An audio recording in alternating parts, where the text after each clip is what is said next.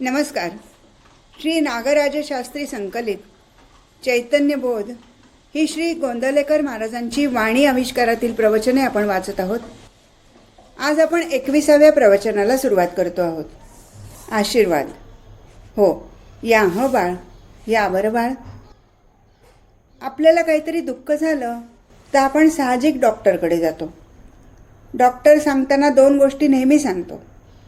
एक, पथ्य सांभाळा म्हणतो आणि औषध घ्या म्हणतो. जसा देहाला रोग आहे तसं मनालाही रोग आहेच. मनाचा अस्वस्थपणा, असमाधान, दुःख, कष्ट, भीती हे मनाचे रोग आहेत खरे. हे काही देहाचे रोग नव्हे, हे मनाचे रोग आहेत.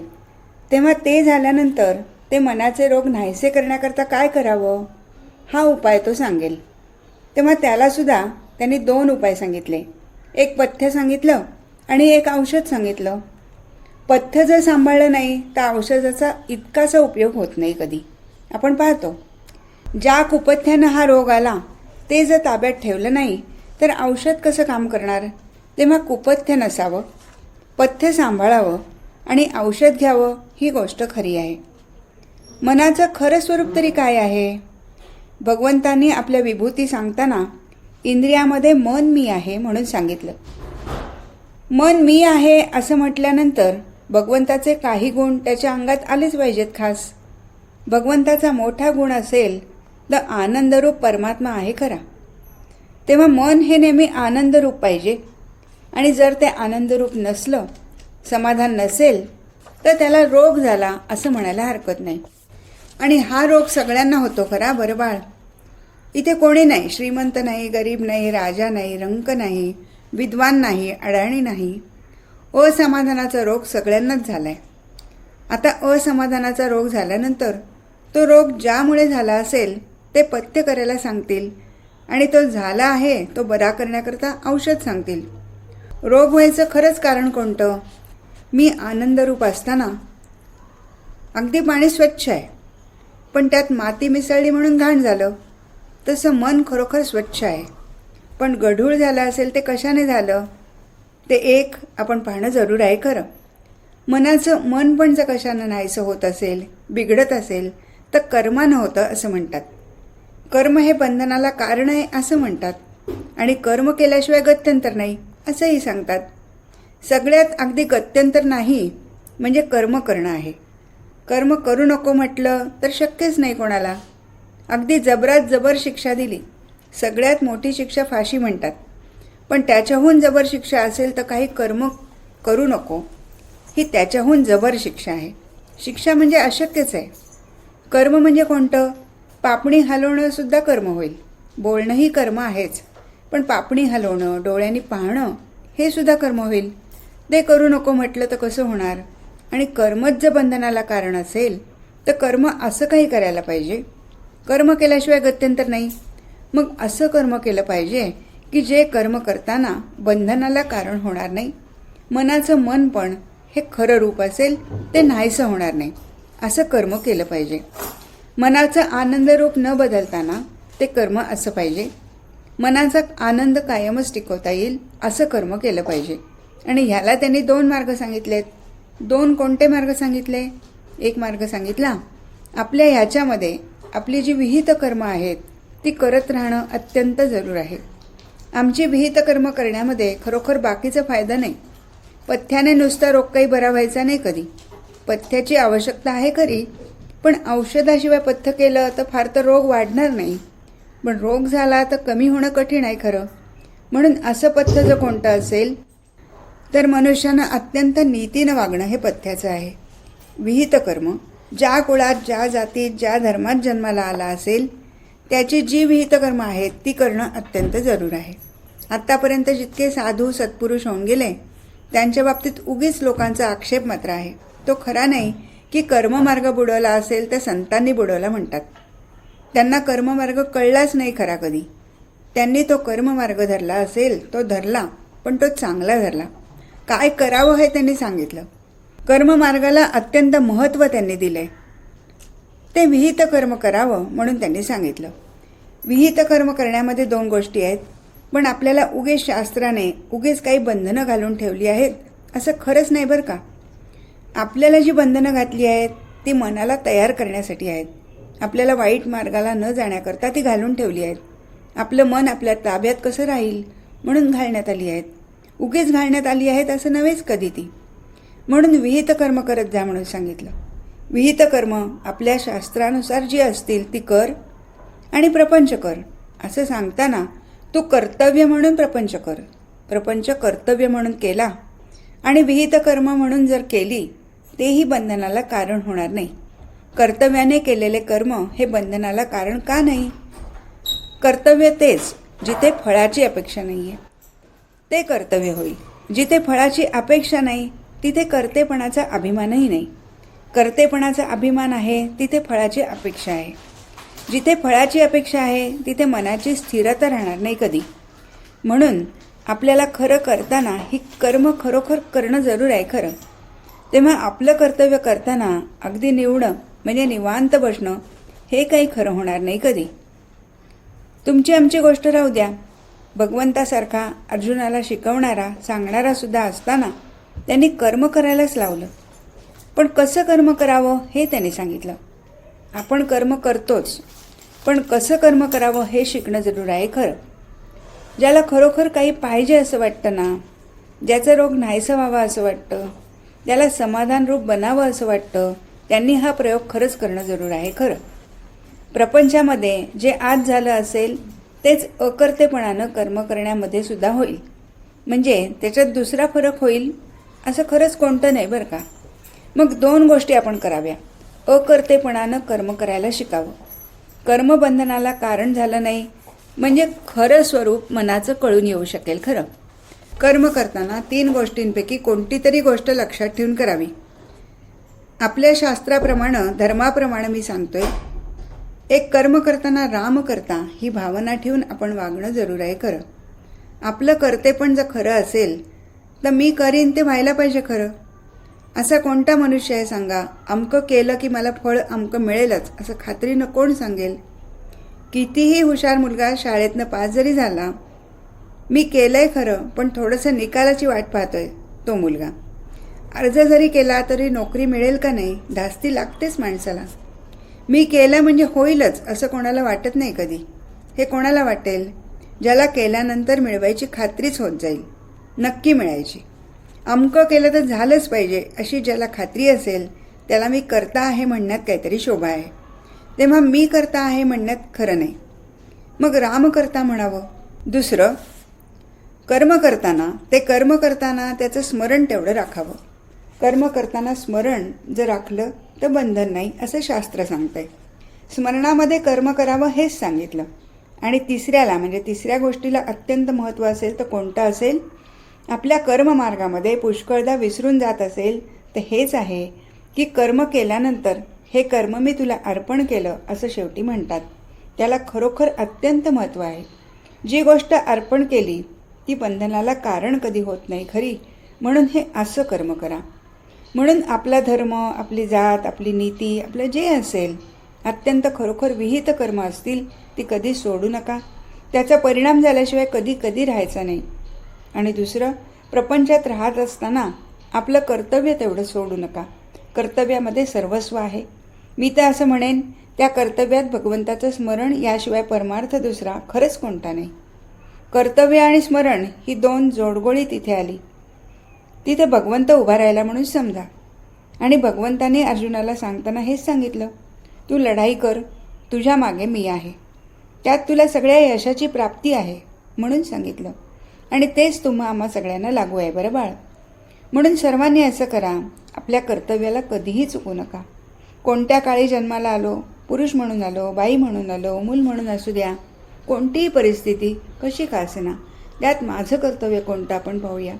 कर्तव्य सोडून जर मी करीन तर कसं होतं, परीक्षेचा अभ्यास वकिलीचा करायचा आणि डॉक्टरची पुस्तकं वाचल्यासारखं होईल ते. तसं जर नको असेल तर आपल्या कर्तव्याला कधीही चुकू नका आणि त्या कर्तव्यात भगवंताचं स्मरण राहील हे करा.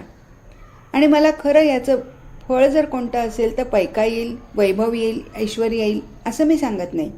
पण त्याचं फळ आपल्याला खात्रीने मिळेल की मनाचं जे खरं स्वरूप ते आनंदरूप आपण मात्र होऊन जाऊ खरे. मी समाधानी आहे असं प्रत्येक माणसाला वाटेल.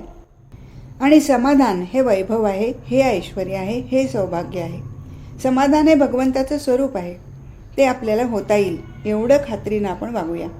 म्हणून मला सगळ्यांना सांगायचं असेल, तुम्ही काही खटपट करू नका, आपल्या कर्तव्याला चुकू नका आणि त्यात भगवंताचा विसर पडू देऊ नका. यामध्ये सगळं परमार्थाचं सार आहे.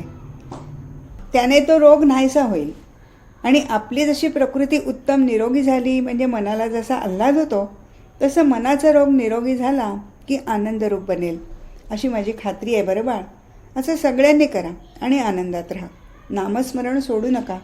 कसं का होईना आज करत गेलं म्हणजे केव्हा ना केव्हा तरी येतं. खरं मी सांगतो, खरं ना, अगदी खरं उदाहरण. बरं नाही पण मी सांगतो. एक मनुष्य होता, त्याला बायको आवडत नव्हती, कधी आवडायची नाही. तेव्हा त्या मुलीचा बाप मोठा शहाणा होता. आवडत नसताना तू काही करू नको, घरात पडून राहा नुसती, त्याचं घर सोडून येऊ नको, न आवडू दे त्याला, तू पडून नुसती राहा, काही उलट उत्तर देऊ नको, काही करू नको. जसं मोलकरीण काम करील तसं घरी नुसतं पडून राहा. तिच्या नुसत्या पडण्यानंच म्हणजे नुसतं पडून राहण्यानंच त्याचं प्रेम तिच्यावर बसलं आणि संसार करू लागला. माझ्या म्हणण्याचा अर्थ काय, आपण दुसरं नाही काही केलं, नुसतं नाम घेतलं ना तरी पडून राहिल्यासारखं आहे.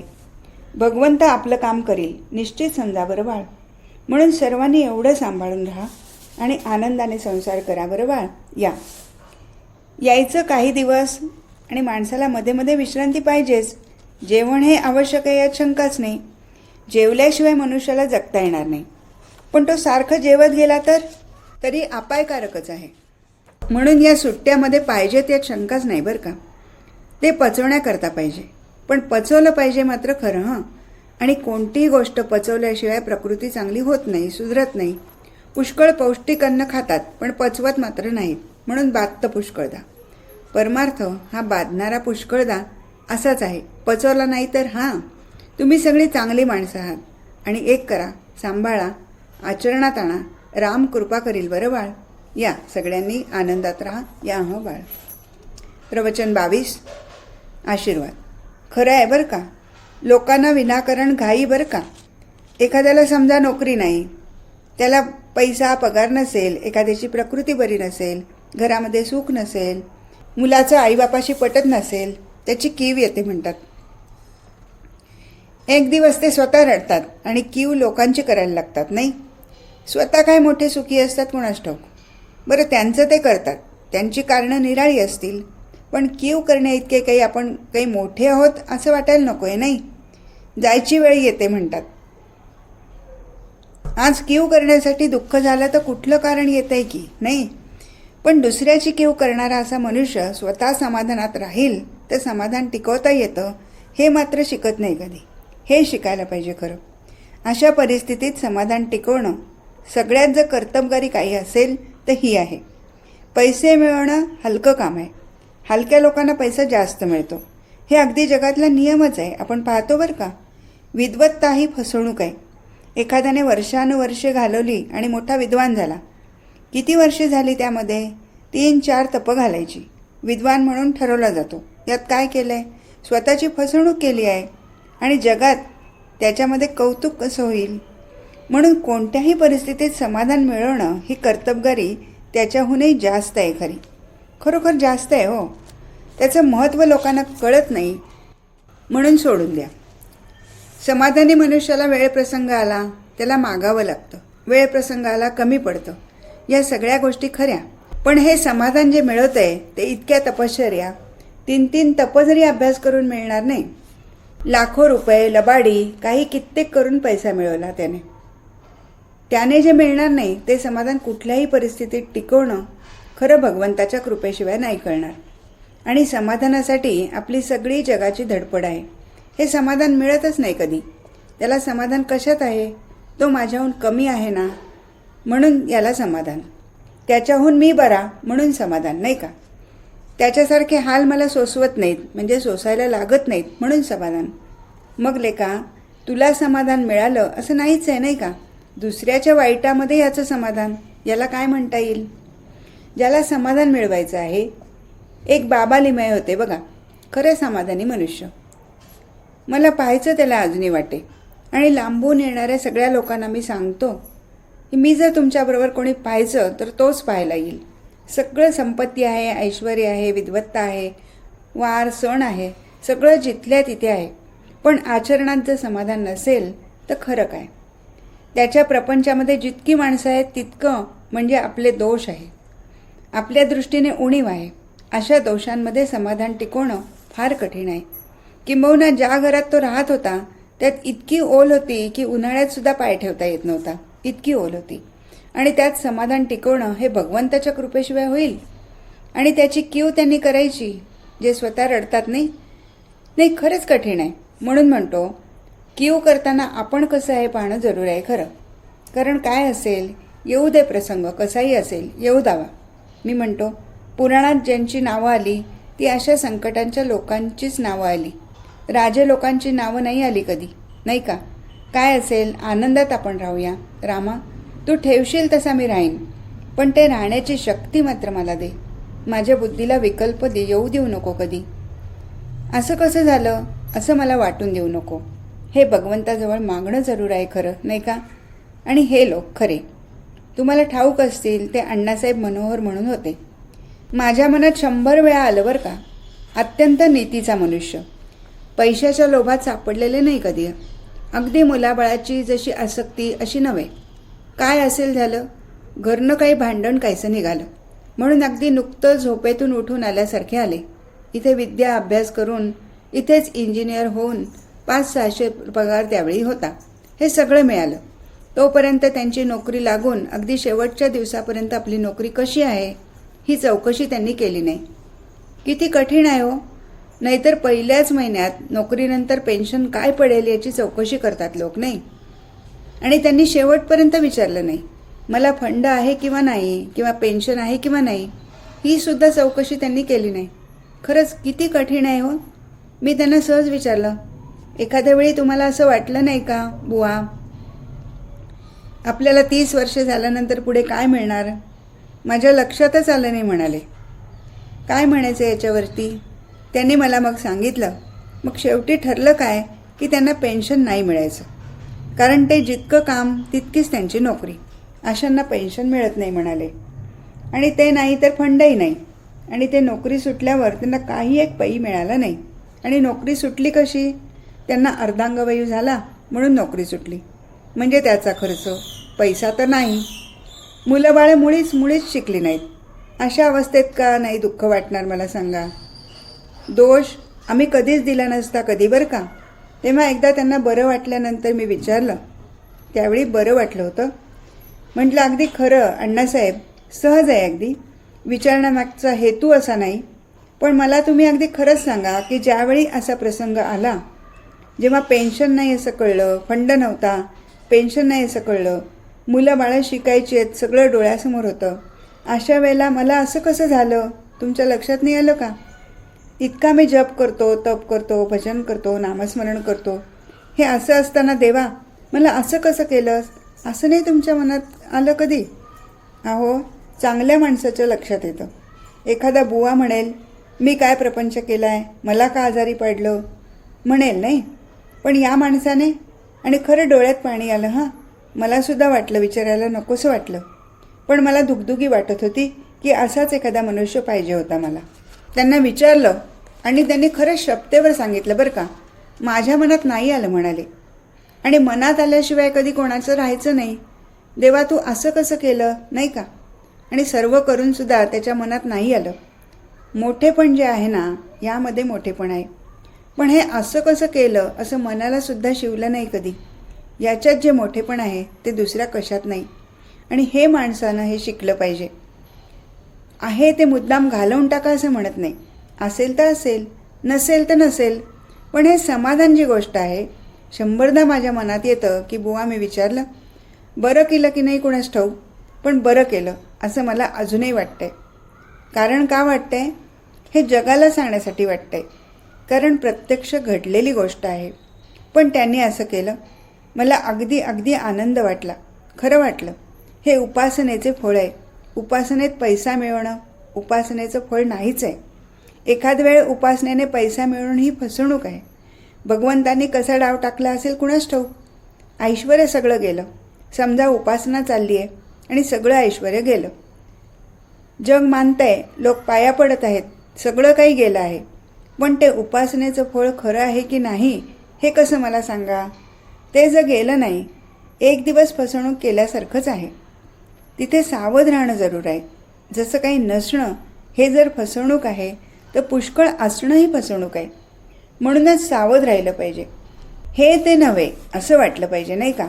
म्हणून म्हणतो, आणि अशा समाधानी वृत्तीची माणसं म्हणणार की का नाही फायद्यात जाईल आणि का उपयोग झाला नाही असं म्हणता येईल. आपल्या ठिकाणी झालं नाही म्हणून उपयोग नाही असं म्हणून कसं चालेल. खरंच चांगला मनुष्य. मला फार आवडला. त्याची वृत्ती मला गोड आवडली. तो जरा दिसे कडक. लोकांना म्हणतात मला नाही कडक दिसले कधी. नाही, पण मला गोड वाटला. अगदी गोड मनुष्य. नाही, फार चांगला. अशी वृत्ती माणसानं ठेवायला पाहिजे. या बाळ. प्रसंग दुसरा. समाजसेवेमध्ये झोकून देऊन काम केल्यानंतरही भ्रमनिरास झालेल्या एका गृहस्थाविषयी एकजण महाराजांशी बोलत होते. त्यावेळी झालेला संवाद. आपण जगाच्या कल्याणाकरता करतो खरं बरं का, पण खरं जगाचं कल्याण कशात आहे हे कसं आपल्याला कळणार. ती जी माझी बाजू आहे तीच खरी आपल्याला वाटते, नाही का. आणि अशी कोणतीही बाजू व्यवहाराला सोडून जर असेल तर व्यवहारात जुळायचं नाही कधी. ज्या जगामध्ये आम्ही वावरतो त्यात व्यवहारानं बांधलेले लोक आहेत जगात, नाही का. त्यात भले बुरे असणार, पण व्यवहाराचे जे नियम आहेत या नियमानं आपण वागणं जरूर आहे. हे माझं, मला अनुभव असा आहे, हे केलं पाहिजे, ह्याशिवाय कल्याण नाही, हे किती किती खरं असू द्या. पण जगाला पटवण्यासाठी आपण व्यवहार ज्ञानाने वागल्याशिवाय खरं गत्यंतर नाही. त्यावेळी मी त्यांना सांगितलं आहे. जेव्हा मागे मला पहिल्यांदा भेटले ते गृहस्थ म्हणाले हो, त्यांनी सांगितलं सगळं, पण आता म्हणाले देवानेच मला अद्दल घडवली, असं त्यांच्या पत्रात लिहिलेलं आहे. यावर श्री महाराज म्हणाले, आणि किती लोक फसतात हो. त्यांना कल्पना येत नाही जगाची. समाजात त्यांचं नाव मोठं घेतात. समाजाचं काय, इतकी आमची तयारी नाही की सगळं झालं तरी मला काही लागणार नाही, अशी आमची तयारी नाही. एक दुसरे गृहस्थ होते. एक पेन्शन घेतलेला मनुष्य, त्याला पोरबाळ नव्हती. दुसरं लग्न केलं होतं आणि आता पेन्शन घेऊन जायचं कुठे, खेड्यात जातो म्हणाला. आणि काही काय होईना, थोडे पैसे माझ्याजवळ आहेत ते खेड्यात सुधारणा करतो म्हणाला. म्हटलं त्या भानगडीत पडू नका. खेड्यात सुधारणा करण्याला आपण त्याच्यात पडल्याशिवाय होणार नाही. आणि इतके लोक सगळे असतात. समजा एखाद्या कोणाला हाताशी तरी धरला पाहिजे आणि तो लबाड निघाला तर पैसे जातीलच आणि सुधारणा तसंच कायम राहील. आणि पैसे गेल्याचं दुःख पुन्हा आपलं कायमचं आहे. हे विकत श्राद्ध घेऊन काय करणार मला सांगा. नाही, मनुष्याला व्यवहार ज्ञान खरंच पाहिजे. पण मला सांगण्याचा हेतू काय, जो लोकांच्या सेवेसाठी, ज्याला आपल्या देहाचा विसर पडतो त्याला भगवंत सांभाळतो, हा नियम आहे. पण हे असं करताना देहाला सांभाळल्याशिवाय करणंही बरोबर नाही. म्हणजे असं होईल, लोकांसाठी त्यांनी आपला देह अर्पण केला, भगवंतांनी सांभाळलं पाहिजे त्याला. पण ह्याला अधिष्ठान भगवंताचं नसल्या कारणानं जे व्हायचं तेच होणार. हे त्याच्या बाबतीत झालं. तसं चुकीचं नव्हे. जग हे त्याच तऱ्हेनं जाणार. जगात तुम्ही बाकीच्या व्यवहारी दृष्टीने पाहणार ना.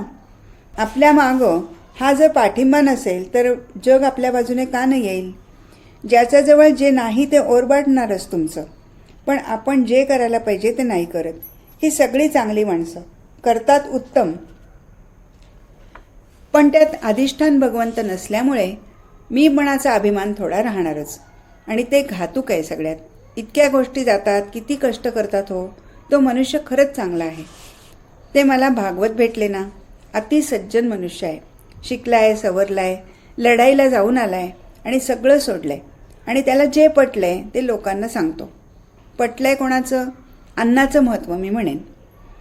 अन्नाच्या ह्याच्यापेक्षा म्हणजे महत्त्व पटण्यापेक्षा सुद्धा भगवंताचं पटणं जास्त जरूर आहे. अन्न ज्यांनी निर्माण केलं आहे त्याला विसरायचं आणि अन्नाला धरायचं, हा कुठला न्याय आहे. ते अन्न खरी प्रकृती चांगली करेल हो. वृत्ती कशी सुधरील. आणि वृत्ती सुधारली नाही तर करणार काय मला सांगा. पेटी उत्तम केली पण दागिनच चोरीला गेला तर. माझं म्हणणं, हेतू कोणता हे नको का आपण ठेवायला. आणि तेच सांभाळणं जरूर आहे. त्यांनी पेटीचा प्रयत्न केला, पण त्यात दागिना आहे का नाही पाहिलंच नाही. नको, कोणतीही गोष्ट अशी पक्की नाहीच आहे. खाणं म्हणजे काय हो? बाकीच्या परिस्थितीतलं खाणं ते खाणं. म्हणजे असं गरिबाइतकंच खातील का ते?